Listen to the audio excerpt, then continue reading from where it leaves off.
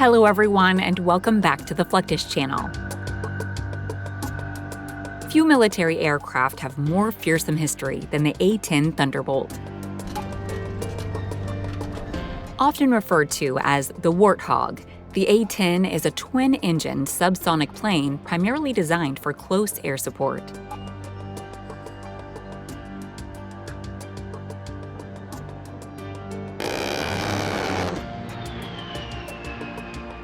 Given its rough-and-tumble purpose, it's little surprise the designers focused less on aesthetics and more on covering nearly every inch of the Thunderbolt with weapons.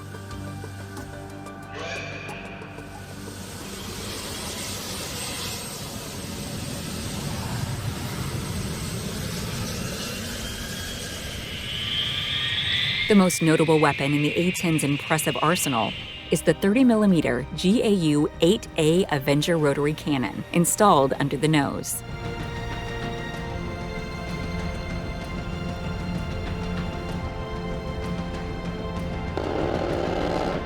This 7-barrel Gatling-style cannon fires at an incredible 3,900 rounds per minute and boasts a maximum firing range of more than 12,000 feet.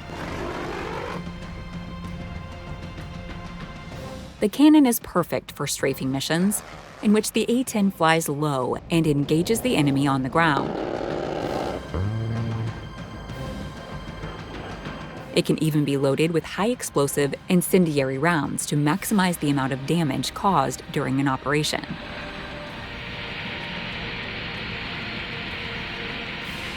That said, loading the A-10's cannon is no simple process. It requires the efforts of specialized machinery and several ground crew members to feed the massive rounds through the firing system. The process is complicated not only due to the size of the rounds, but due to the A-10's drum-type ammunition magazine.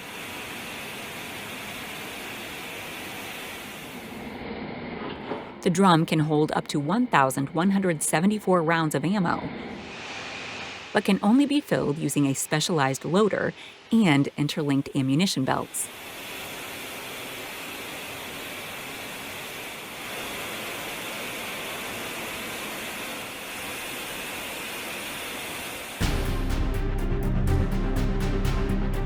Like most modern military aircraft, the A-10 is designed to carry missiles as well.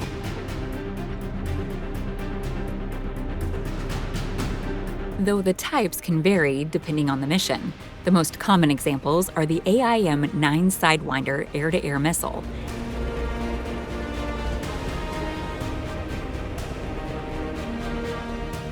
and the AGM-65 Maverick, an air-to-ground weapon.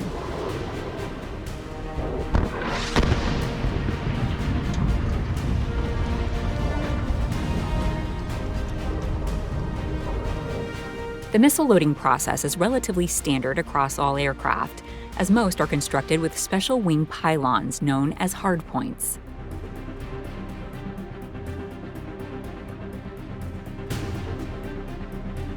Once these hardpoints are checked for the proper configuration, the missiles will be wheeled onto the airfield and carefully lifted to the appropriate height.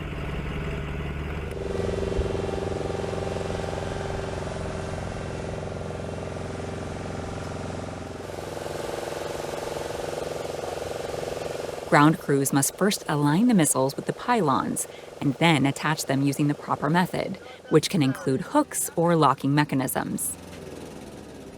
Once physically attached, the ground crew connects electrical cables and data links between the aircraft and the missiles. Anybody got the lanyards? No, that's why I said leave it to bomb dump to forget something. These connections allow the aircraft's systems to communicate with and control the weapons in flight. Because the A-10 is so often engaged with ground forces, it typically carries a selection of bombs as well. These can vary from Mark 80 unguided iron bombs to Mk-77 incendiary bombs and laser-guided weapons.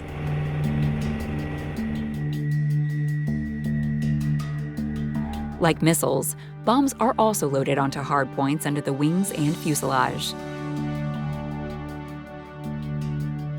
Since bombs can be much heavier, they are typically placed much closer to the center to avoid compromising maneuverability.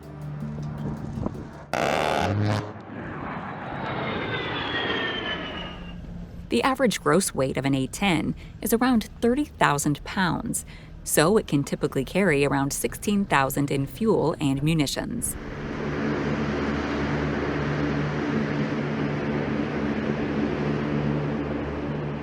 Though there is no question that the A-10 has impressive offensive capabilities, it was also designed to be able to defend itself against incoming attacks from the air and ground.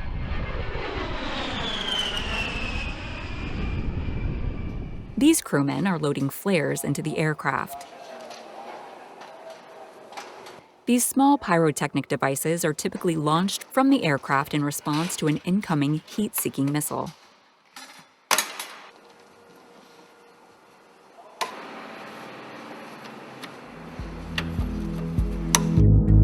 Once deployed, the flares burn very hotly, directing the missile away from the aircraft's engines. Another defensive countermeasure is chaff. This radar-reflective material consists of tiny, lightweight metallic fibers or strips. When an A-10 pilot detects an incoming radar-guided missile or enemy radar systems, it dispenses chaff to confuse the missile's radar-guided systems.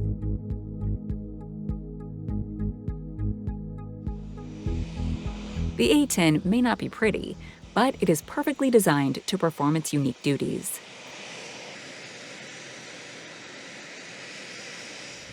Heavily armed and armored, the Warthog can take off and land virtually anywhere, including airstrips, dirt, and paved roadways. Once in the air, it is a truly formidable foe, flying low and slow over the battlefield to provide fast, accurate assistance to troops and vehicles. Air forces worldwide will often hold weapons loading competitions to assess and showcase the efficiency of their personnel. In a wartime scenario, the ability to quickly load munitions onto an aircraft is essential.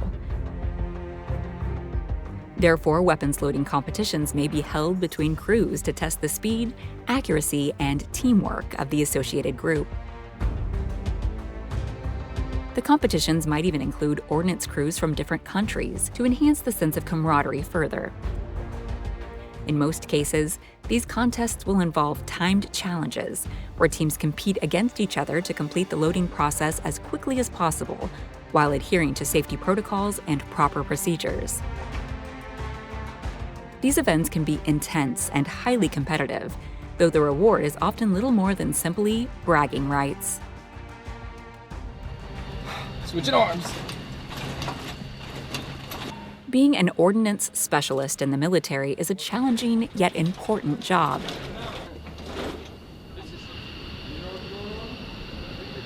These men and women are 100% responsible for storing, handling, maintaining, and transporting the various ordnance and ammunition used aboard a base's aircraft.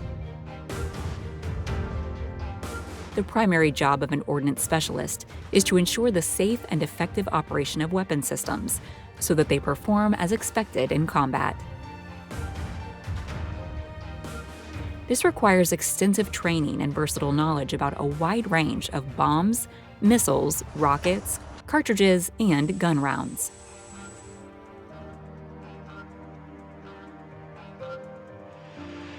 The weapons can be critical to an aircraft's mission. Nothing can possibly take precedence over fuel.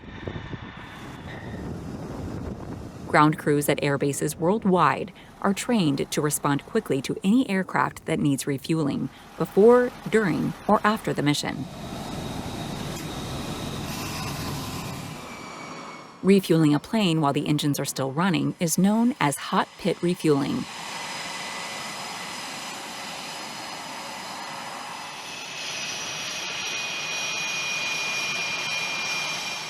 During this process, ground crews will stand by with hoses measuring hundreds of feet long.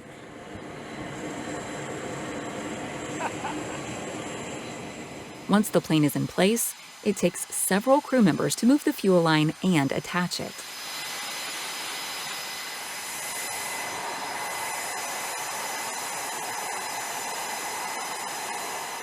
From there, they will signal another team member to begin the fuel flow. It's important that the hose and coupling be supervised throughout the entire process, as even the slightest misstep can lead to a catastrophic issue.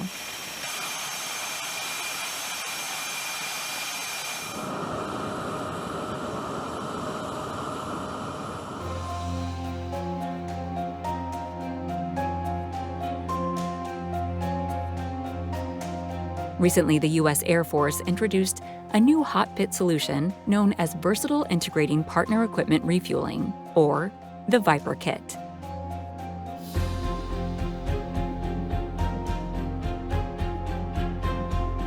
This system essentially allows ground crews to execute a hot pit refuel with a variety of different equipment and aircraft.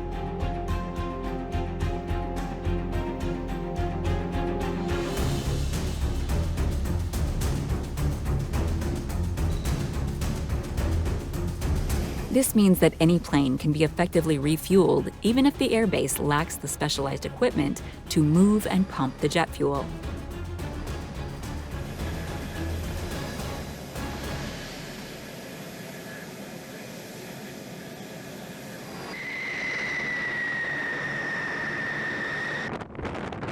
Though the pilots tend to get most of the credit for a successful mission, there's no overstating the importance of ground crews to the equation.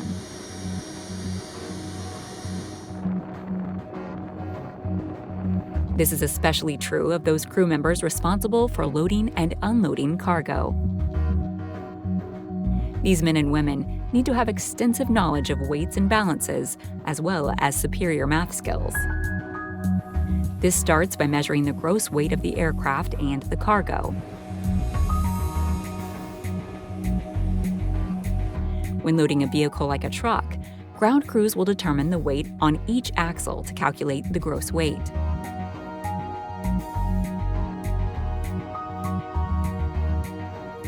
They will then find the center of gravity, or the point at which gravitational forces act on the object.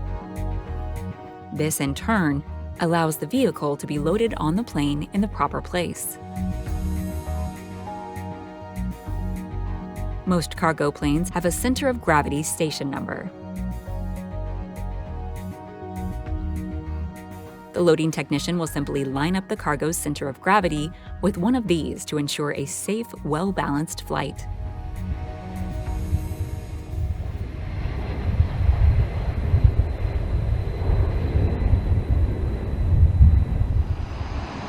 These same techniques are applied to virtually every loading process, regardless of the size of the plane or the weight of the cargo being loaded.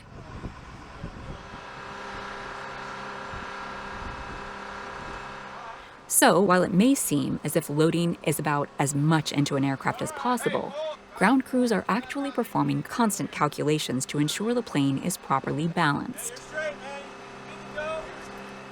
Without this attention to detail, the plane might suffer stability issues while in flight.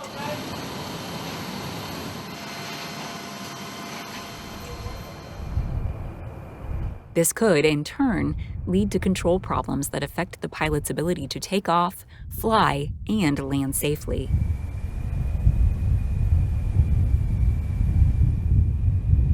The worst-case scenario is that one of the heavy cargo items will shift during the flight. This sudden movement can cause a catastrophic shift in the aircraft's balance, leading to loss of control, structural failure, or even a crash.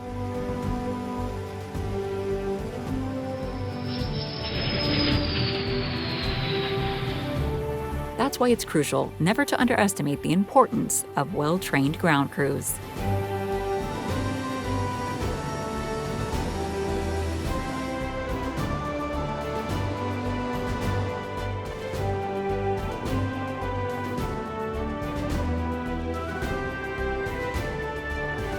That's the end of this video.